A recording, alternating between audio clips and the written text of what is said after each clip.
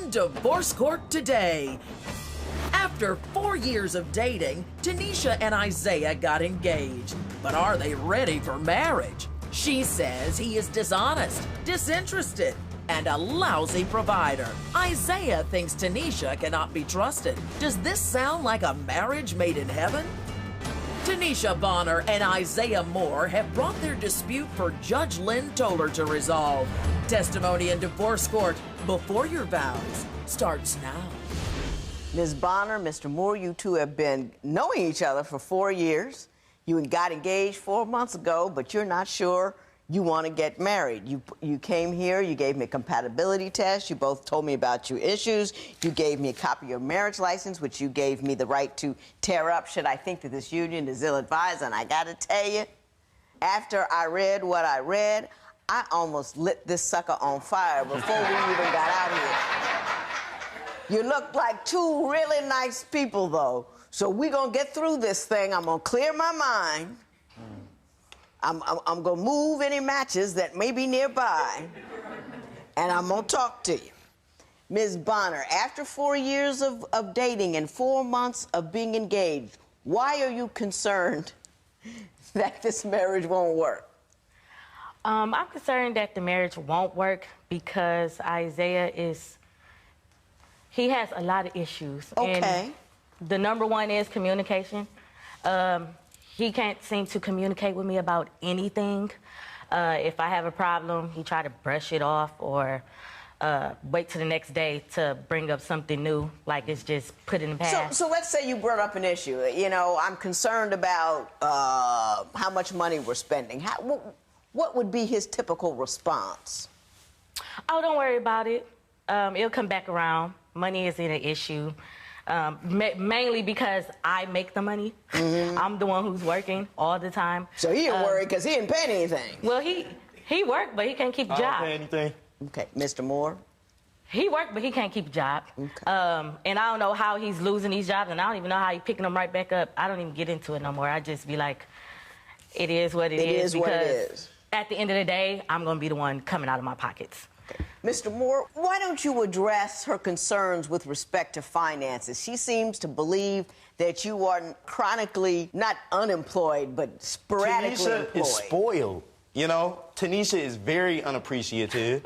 Hang on. Tanisha, Hang on. Go ahead. Lord, have mercy. I asked you to explain your employment situation, Okay. and you responded with a barrage of complaints about her. I understand. Do you see that as problematic? I understand, yeah, absolutely. Okay. In the current moment, I feel like I'm a host at a restaurant.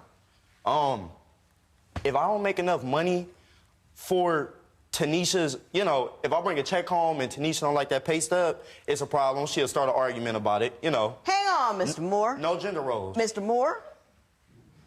What am I asking you about? Just give me an idea. You basically just asked me, how do I feel about Tanisha's? She commented on my financial stability. You just told me to explain I want to know, are you sporadically employed? Are you consistently employed? No. Are you consistently unemployed? I want to know factually what your economic situation is. I get money. I don't. If he get it, he ain't sharing it. I don't believe in, you know, keeping a part-time job, Your Honor. With much respect, I do respect the jobs that I have, you know, but if there have been instances, she's right about that I have lost my job, you know, but I'm right back on my feet immediately. So you lose a job, but you get another one real quick. Absolutely. How come you keep losing them? That's the scary part, I think. That you keep losing jobs. Why do you think that's happening? You know, I like to determine my own income. You know, I like to determine my own income. If I'm not making enough, I can't be okay with $600 every 2 weeks consistently for 6 and 7 and 8 months at a time. I'm always trying to build myself up, you know? So your response to wanting to be in charge of your income is to quit a job? No, that's not what I'm saying. My whole thing is basically expanding out, going in a different direction. If I start off working here, I'm gonna go somewhere better. If I start off working here, I'm gonna try something else. So you're saying you're increasingly getting better and better and better jobs. Absolutely, and she's complaining about it. Is that true? No, think about it. Is that true? That's is not what true. He's making now more than he made 2 years ago? Absolutely not. Absolutely not. She didn't tell you about, her personal situation, as far as her singing and, her music career that she's got going on. You got a music career? I don't have a music career, but I do music on my Spare time. On my spare time. I work 2 jobs. I model, I sing. Yes, I do. I mean, I want more out of life just like him, but I handle responsibilities like I'm supposed to. I do not quit jobs if I don't have a backup one. That's number 1. Okay. And when it comes down to being in a relationship, I know how to deal with financial problems, and I know how to deal with personal problems, and I know how to deal with love, because that's what I stepped up to. I took that in. I said, I'm going to be in a relationship with you, and I'm going to deal with the responsibilities that we have. So I don't quit jobs I got you. Just because I want more. Mr. Moore, I'm going to go back to you for a second about the communication issue. She says when she brings up an issue that you avoid it. What is your take on that? All she's doing is basically flipping everything that she does on me right now. That's all she's doing. You tell me what you think your communication problem is. Is it her? Yes. And how is she... Sending me short text messages. In the morning, good morning, baby. LOL. Yeah, but do you ever, guys, you ever speak personally to one another? Yeah, we speak personally. Because you're talking about text and phone calls. I mean, that's number 1. Because that's all I get. We're 2 busy people, I don't get face-to-face anymore. I'm 23 years old. She's 25. I feel like she takes advantage of that. Okay. Let's talk about that. Next, how does a picture of Tanisha and a stripper pole affect their relationship? Are your in-laws all up in your business and destroying your marriage? Call toll-free at 1-877-311-2222 or visit our website at divorcecourt.com. Become a fan at facebook.com/divorcecourt. Real problems, real solutions. Divorce Court continues. I did see that you are 2 years younger than her, and you believe that she takes advantage of that. In what way? We can talk about trust. Social media. I'll give you an example. Tanisha hides her phone from me. Tanisha used to get messages. I used to be able to answer her phone in the beginning. The trust level went from here all the way down here. Tell me how the trust level disintegrated over time. I bet you ain't know that I had this. Well, I want to know what this is. If you could bring it over. Oh, my God. Now, tell me what this is, Mr. Moore. Yeah, what is that? Oh, I know what it is. Okay, she's on the pole. Is that her? That's Tanisha. That's me. I just happen to be, on a social network and the internet, and it came popping up through my news feed, Ms. Bonner, tell me about the poll. Oh, I absolutely can. I promote, I do parties. I support a lot of Cleveland artists. So if they need me to promote their party or want me to show up and show them some support, I do. I show up, and it's not like she's working. I show up, and she's just kind of standing by it. Yeah, I show up, but as you can see, take a good look at the picture. There's nobody else in the picture with me. Let's talk about social media with all these hundreds of pictures of him and other girls kissing on each other's cheeks, and he's standing behind them, holding them by the waist. I'm never in a picture with another man unless it's him. So if I'm at a club standing by a pole, it's strictly for modeling. Business. It's strictly business. It's strictly promoting. I don't never have a man behind me. Ms. Bonner, let me ask you this. You say you're putting in 100% worth of effort in your papers, and you say you're putting in 100% of effort, and both of you say that the other one's putting in 0, which I find fantastic. But why don't you tell me about the efforts that you've put in to maintain the romance in the relationship? Okay, well, I'm the one who always wants sex. I'm just gonna put it out there like that. Apparently, he's not feeling me in that type of way anymore. So I try to do little things on my free time. Like, for example, I called off of both of my jobs one day. It was like a random Tuesday or Wednesday, and I wanted to do something special for him. So I got a hotel room with a jacuzzi. I put some rose petals on the bed. I put it inside the jacuzzi. So here I am waiting. 11:30 come. 11:30 come, and he's like, oh, well, my job needs to keep me a little longer. I'm like, well, look, I rented the room. I'm here till tomorrow. You can come after. I end up falling asleep. I wake up at 8 in the morning. I'm still there by myself. I got 2 missed calls from him, one at 2 a.m. and one at 3 a.m. No text message, no voicemail, explaining nothing, just 2 missed calls. Mr. Moore, what happened? She made it like, oh, baby, be here at 10:30, 11 o'clock. I'll be waiting for you, when it really wasn't like that. It was more so, your curfew is at 10:30. Be here at this address. Did she say your curfew? Did she say that? She says your curfew. She's my mother. When she was trying to sexually entice you, she called up on the phone and said, you got a curfew. I was at work. I had things to do. I told Tanisha, I never told her. I was in a hotel room with rose petals and a bath, and I told my husband he's got a curfew to get to it, he'd be there. You know, I didn't know she had. Curfew wouldn't matter to him. All he wanted to know was all of that. Yeah. When Divorce Court Before Your Vows continues, what secrets will the compatibility test reveal? Do you think that Tanisha and Isaiah will change the way they communicate and save their relationship? Call 1-800-282-1991 to vote now and see if America agrees with your opinion. You'll also receive some valuable offers. Call now.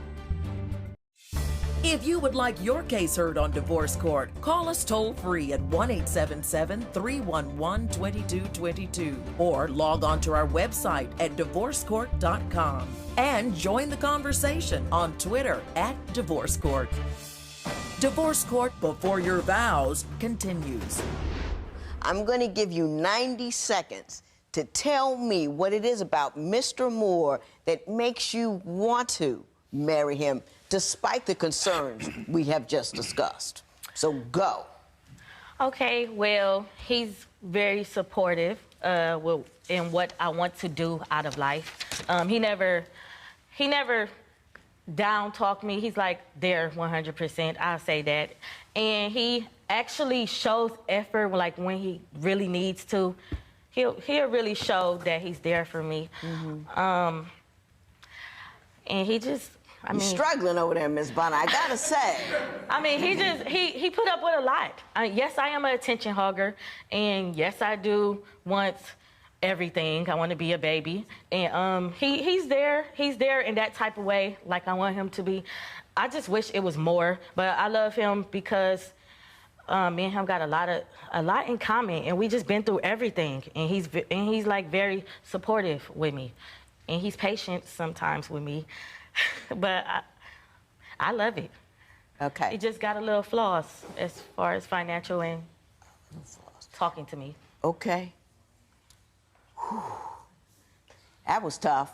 Mr. Moore, why don't you give me 90 seconds on why Ms. Bonner is the woman for you? The first day I met Tanisha, we fell in love over and over and over again. I still got love for Tanisha, and I want to spend the rest of my life with her. I mean, she can sing, I can sing, she know how to dress, I know how to dress. She get money, I get money. But sometimes it might not be enough for her, you know? Tanisha is very outspoken. I'm very outspoken, you know? We've got a lot of differences, too, and a lot of those differences, you know, is the reason why I'm here today, you know? I feel like if she worked at a lot of stuff that she got going on and I work at a lot of stuff that I got going on, we could eventually make it work, you know what I'm saying? But it's just a lot of stuff that got to change. You know what I'm saying? What I got to do with you loving me? Mr. Moore, I thought there was no way in the world you could have done a worse declaration of love than Ms. Bonner, but you pulled it off.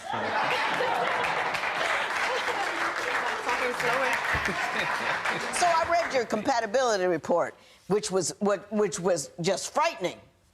He wants to be head of that household. You say, no, he can't be head of the household.